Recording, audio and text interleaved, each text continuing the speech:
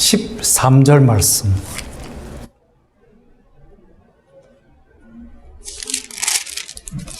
딱 한 절입니다. 같이 힘차게 읽도록 하겠습니다. 시작. 그러므로 너희 마음의 허리를 동이고 근신하여 예수 그리스도에 나타나실 때에 너에게 가져올 은혜를 온전히 바랄지어다. 예수 그리스도에 나타나실 때에 너에게 가져올 은혜를 바랄지어다. 소망할지어다. 구글 인공지능을 개발하는 일에 주도적으로 관여했던 레이 컬즈와일이라는 사람이 있습니다. 이 사람이 2006년에 The Singularity is Near, 특이점이 온다라는 책을 썼습니다. 이 책의 내용이 뭐냐? 앞으로 2048년, 지금으로부터 28년 후가 되면 인공지능이 인간을 지배하는 시대가 도래할 것이다. 그래서 그때가 되면 모든 인류는 두 종류의 사람들로 분류가 될 것인데, 인공지능의 지배를 받는 노예 같은 사람이 되든지, 아니면 그 시대에도 계속해서 인공지능을 통제하고 지배할 수 있는 사람이 되든지, 둘 중에 한 그룹이 될 것이다. 이미 알파고와의 게임에서 인공지능이 이기지 않았습니까? 그리고 얼마 전 체스 경기에서 역시 인공지능이 인간 고수를 이겼습니다. 이 이야기는 앞으로 단순 기억, 단순 지식, 이런 것들은 인간이 도무지 인공지능을 따라잡을 수 없다는 것을 얘기하고 있습니다. 그리고 이러한 것에 기초를 둔 그동안 우리 사람들의 모든 직업은 이제 다 사라지게 될 것이고, 그 이야기는 그동안 엄청난 지위와 부를 향유했던 엘리트 계급의 몰락을 가져올 것을 말하고 있습니다. 자, 그렇기 때문에 어차피 인공지능은 엄청나게 발전해 갈 거라는 거, 이제는 돌이킬 수가 없다고 합니다.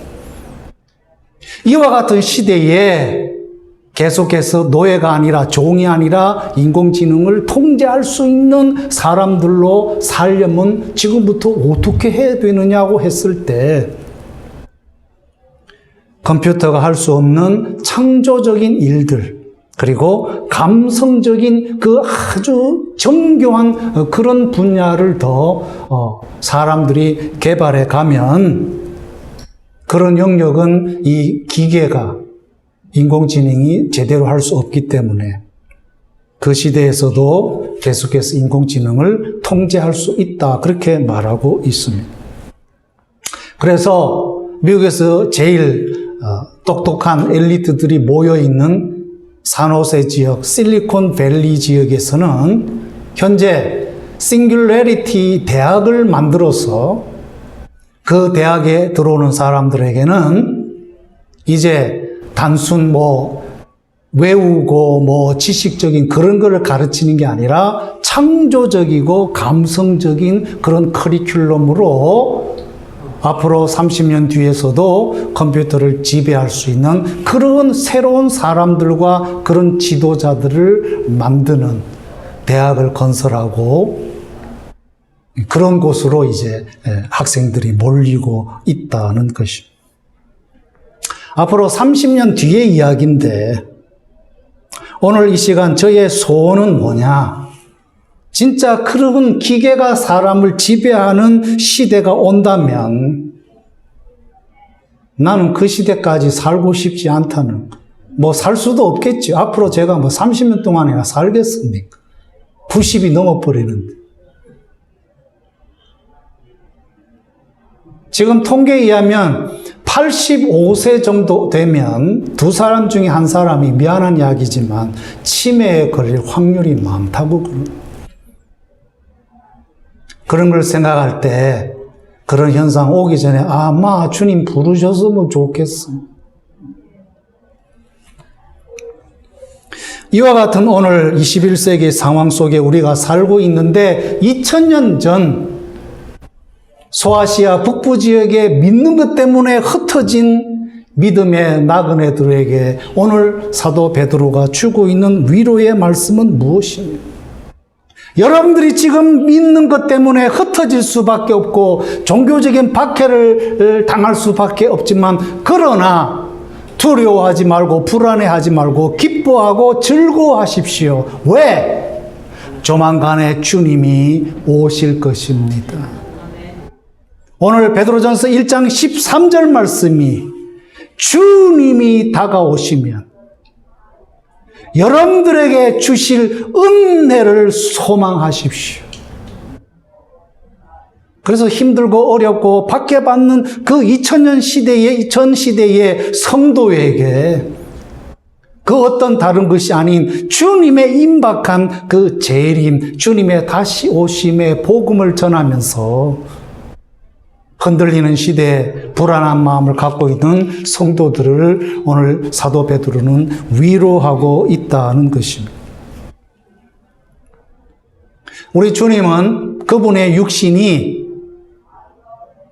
이 땅에 2000년 전에 성육신함으로 오셨어요. 이것이 예수님이 우리에게 첫 번째로 나타난 사건입니다. 34년 동안 지상에 계셨고 특별히 3년 동안은 하나님의 나라를 전파하는 공생애로 사셨어요. 무수한 사람들이 하나님 나라를 전파하는 예수님 곁으로 왔고요. 엄청난 기적의 역사, 초자연적 역사를 목격했습니다. 그런데 3년 예수님의 공사역 끝 무렵에 보니 그 많던 인산인해를 이뤘던 그 사람들 태반은 다 떠나가고 소수 12제자, 또 여성 제자, 70인 제자 120명 정도, 그리고 예수님 부활하셔서 예수님이 부활의 모습을 보여주셨을 때는 한 500명 정도, 그 정도 남고 나머지는 다 떨어졌다.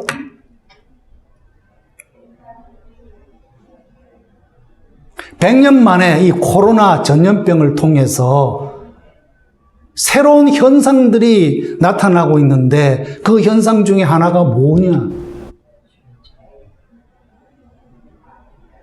하나님이 주님의 교회에서 알곡과 쭉정이를 분별하는 그 일을 시작하고 있다.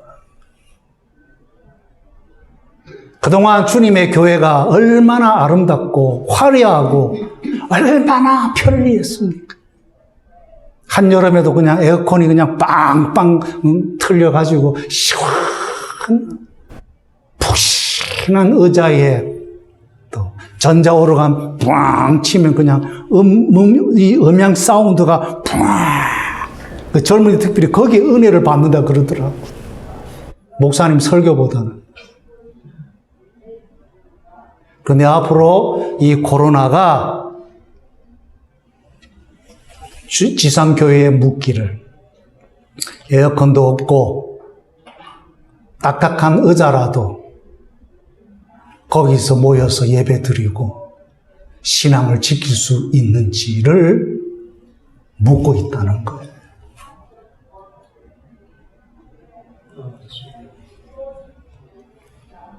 그래서 이 말씀은 무슨 얘기냐? 예수님이 육신의 떡을 주고 초자연적인 기적들을 베풀 때는 그렇게 많이 몰려오던 사람들이 하나님 나라의 본질을 얘기하고 예수 그리스도를 메시아로 믿고 따르려면 자기 십자가를 지고 자기를 부인하고 주님을 따르라는 아주 골치 아픈 이야기를 할 때에는 어렵다 그러면서 다 도망가더라는 거예요. 그래서 늘 하나님의 백성과 교회와 참된 신자는 세상과 비교해서 늘 소수라고. 그리고 그 소수 중에서 진짜 소수만이 하나님 나라에 들어간다고 하는 거예요. 그 소수가 누구냐? 자기 목숨을 바쳐서 죽는 날까지 예수 그리스도는 나의 주님이시요 나의 진정한 구원자라고 고백하는 자들만이 하나님 나라에 들어가게 될 거라고. 복음 전파는 온 인류 끝까지 증거하지만 모두가 들릴 수 있는 가능성은 주시지만 진짜 정작 하나님의 나라에 들어갈 사람은 그 모든 사람이 아니라는 거예요. 그럼 누가 누구냐? 환난을 통해서, 고난을 통해서, 어려움을 통해서 그래도 주님을 믿을 수 있느냐? 결국 그 사람들만이 이긴 자가 되어서 하나님 나라에 들어가게 될 거라고.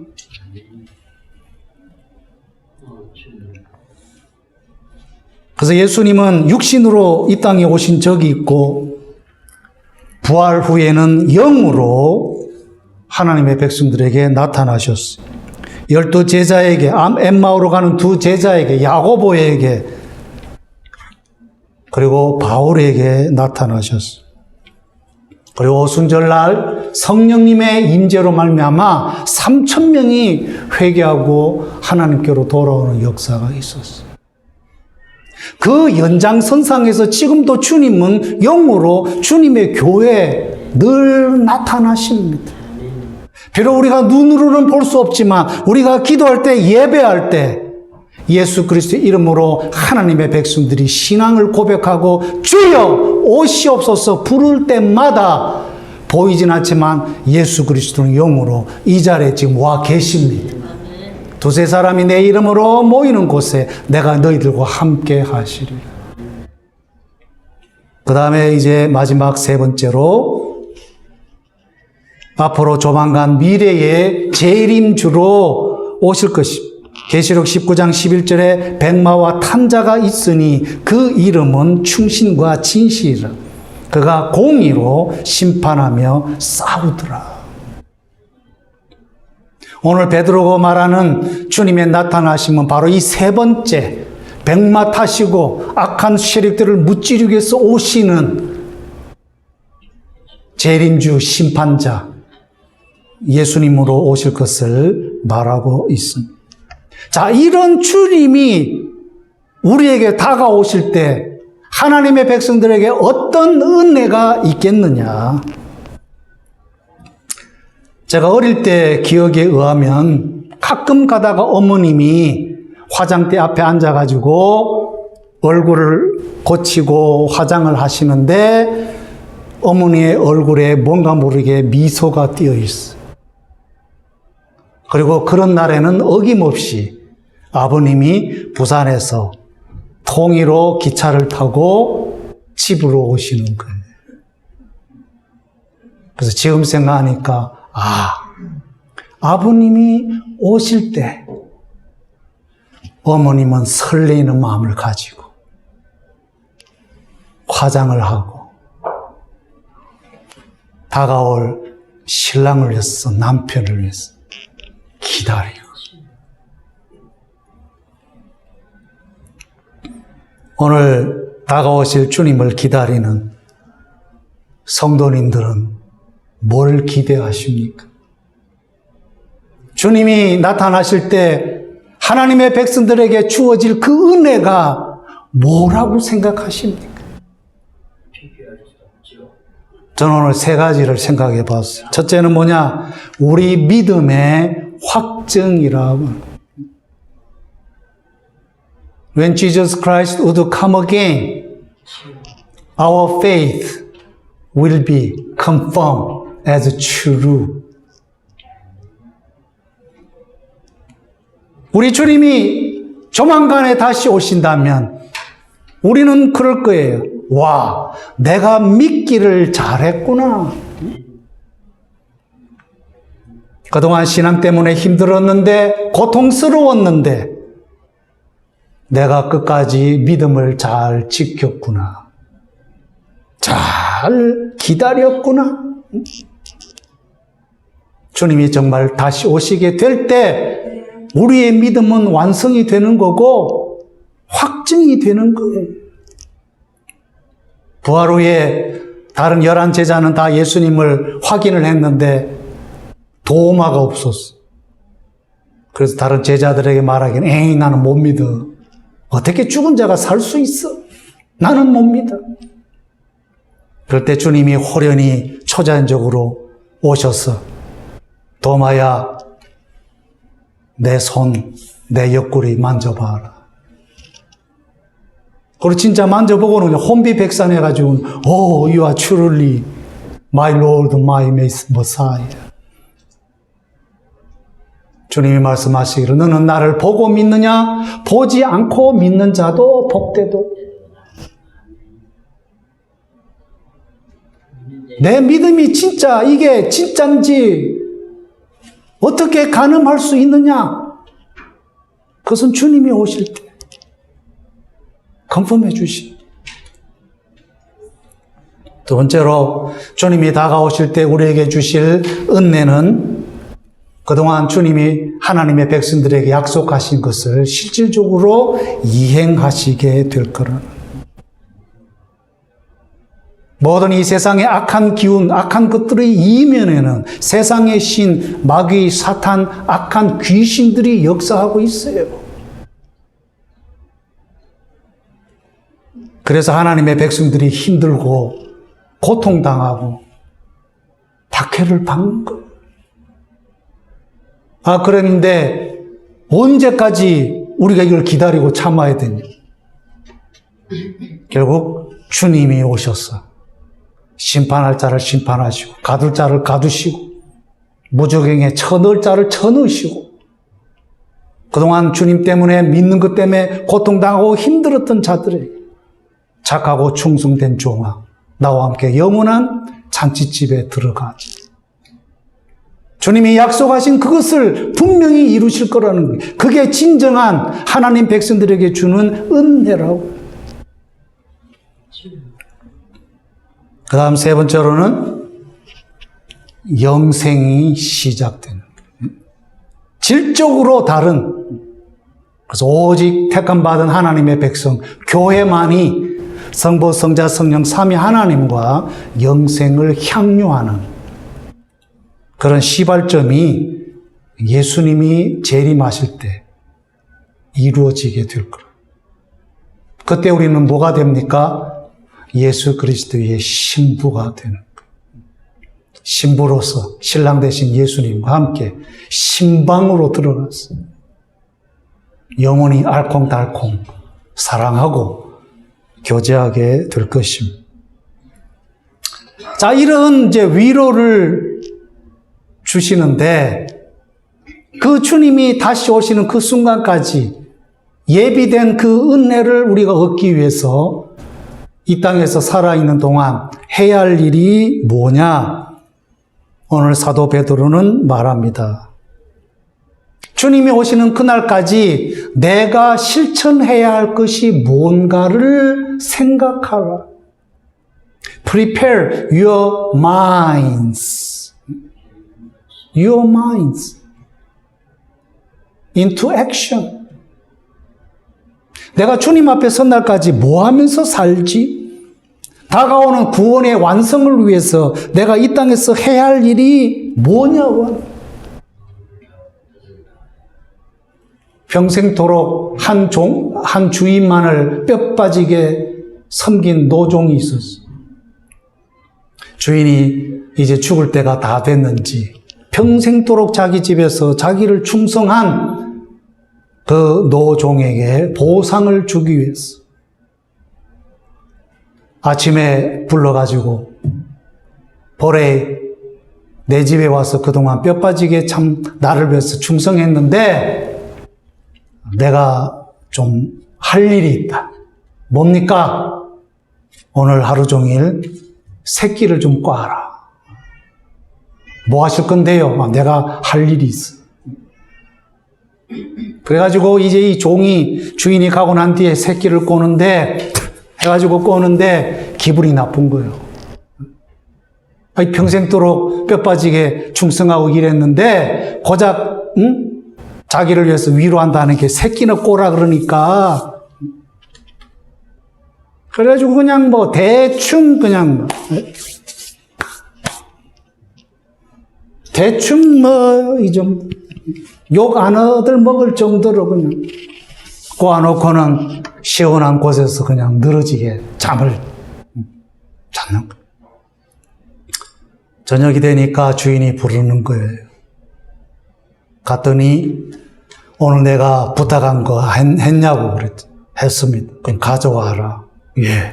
그래가지고 이제 자기가 꼰 새끼줄을 가지고 왔더니 야, 불 켜가지고 네가 앞장서라. 갈 곳이 있다. 어디로 갑니까?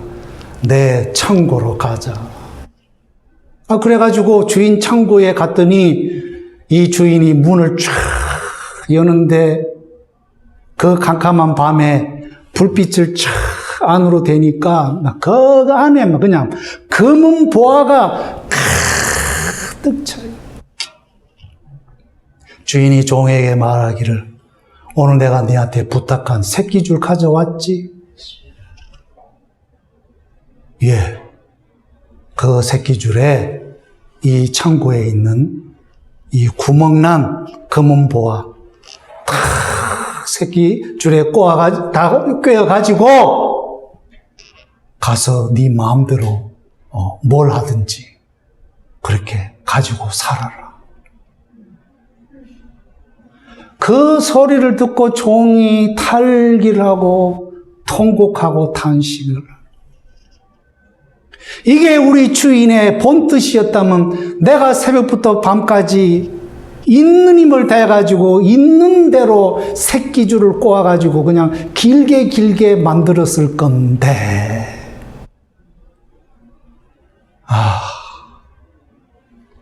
이 엄청난 검은 보화 내가 제대로 가져가지도 못하는구나.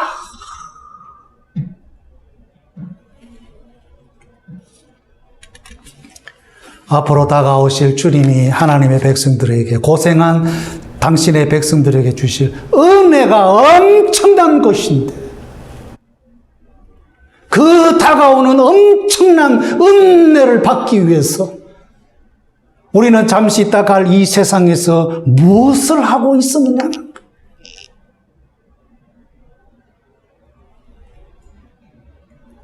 그래서 사도 베드로는 오늘 말하기를 두 번째로 절제하고 근신하라. Be self-controlled. Be sober. 쉽게 얘기하면 취하지 말라는 거예요. 가끔 하이웨이 타고 가다 보면 스크린에 나오죠. Drive hammered, get nailed. 무슨 말입니까?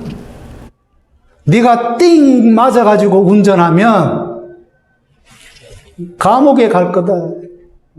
뭐에 띵 맞아요? 마약, 술. If you get hammered by narcotics or drinks, you'll get trouble. You'll get nailed behind the bar. 해머. 무거운 해머 한 번 맞으면 그냥 띵 하잖아요. 하나님 앞에 사는 사람들이 영과 혼과 육체가 늘 근신과 절제와 단정하게 살아야 되는데 세상의 것들에 취해가지고 마약에 찌들고 술에 찌들고 성적인 것에 그냥 취해가지고 갬블링에 취해가지고 세상 사람들은 100% 그렇다고 치고 믿는 사람조차도 세상에 보이는 것들 거기에 취해가지고 get hammered.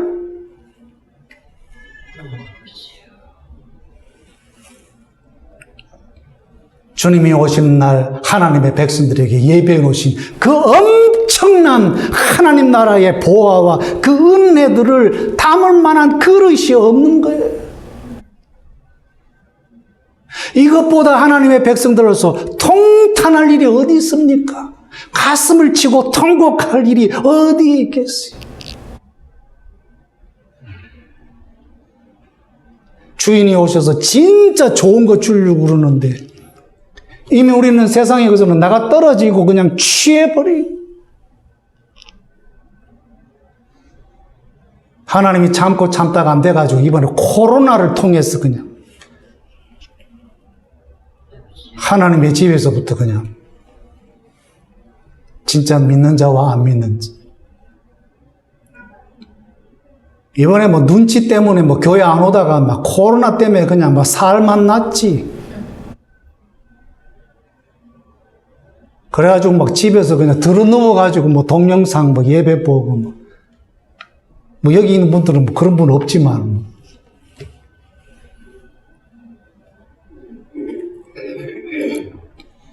세상은 그렇다 치고 하나님의 백성조차도 잠시 있으면 다 없어지고 썩을 것 그 무언가로 몽롱한 상태. 드라마, 포르노, 물건들 컬렉션, 가십, 도둑질, 갬블링, 걸식증, 기타 등등. 사람마다 다 병이 있고 사람마다 다 취한 곳이 있어요. 이런 것들을 끊어야 되는 게 성령의 역사와 하나님의 말씀으로 늘 쳐서 하나님의 진리 앞에 복종시키지 아니하면 얼마나 많아 세상적인 것들이 우리를 다가오고 우리를 취하게 만드는지 모르는. 저도 머리 꺾고 나니까 더 유혹이 강하게 오는 거예요. 정말 괴롭고 힘들었어요. 마지막으로 set your hope to the grace given when He is revealed. 주님이 오실 때 여러분들에게 주어진 그 은혜를 소망하는 사람들이 되라. 오늘 이 시간 보이는 현재 세상의 것이 아니라 언제 올는지 모르지만 다가올 주님의 재림과 주님이 주실 그 은혜, 진정한 은혜, 그걸 소망하고 사는 그것이 하나님의 백성들의 진정한 삶의 이유가 되어야 된다는 거예요. 소망이 참 중요한 것 같아요. 내가 내일도 살아갈 수 있는 이유는 뭔가? 예수님의 재림 때문에. 오늘 우리의 삶이 너무나 힘들고 괴롭고 불편해도 그럼에도 불구하고 오늘 내가 살아야 될 이유는 오신다고 약속하신 그 주님의 그 재림의 약속 때문에.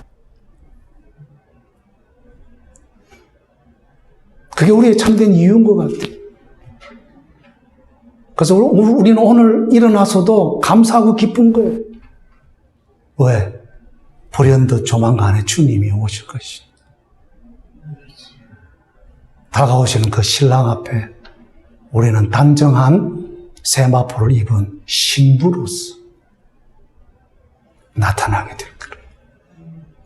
그러니 신랑이 오셨을 때 실망하지 않도록, 우리에게서 이상한 냄새가 나지 않도록, 세상에 찌든 냄새가 나지 않도록 우리는 예수 그리스도의 보혈의 피, 그 보혈의 핫베스에 들어가서 목욕 재개하고 샤워하고 늘 성령님의 그 기름 부으심으로 단장을 해서 신랑 대신 주님이 오셨을 때 우리를 와라 끌어안으실 때 와우, 너무너무 향기로워, 사랑스러워.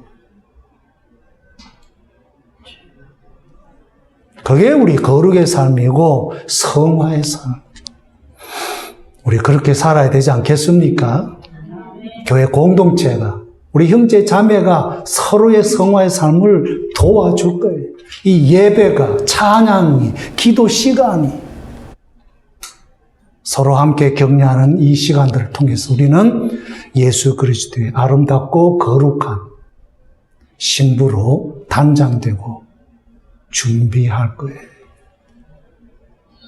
다가오는 주님의 우리에게 주실 엄청난 하나님 나라의 은혜를 충만히 받으시기를 주의 이름으로 축원합니다.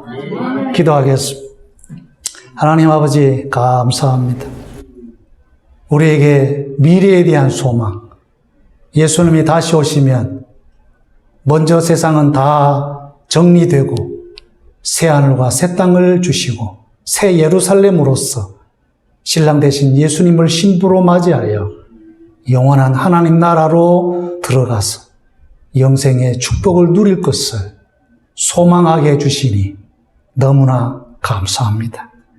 잠깐 세상 살면서 세상의 것들에 눈 멀지 않게 하시고 세상에 유혹당하지 않게 하시고 늘 성령의 역사와 말씀의 인침으로 하나님의 백성들을 거룩과 영화의 모습으로 보존시켜 주셨어.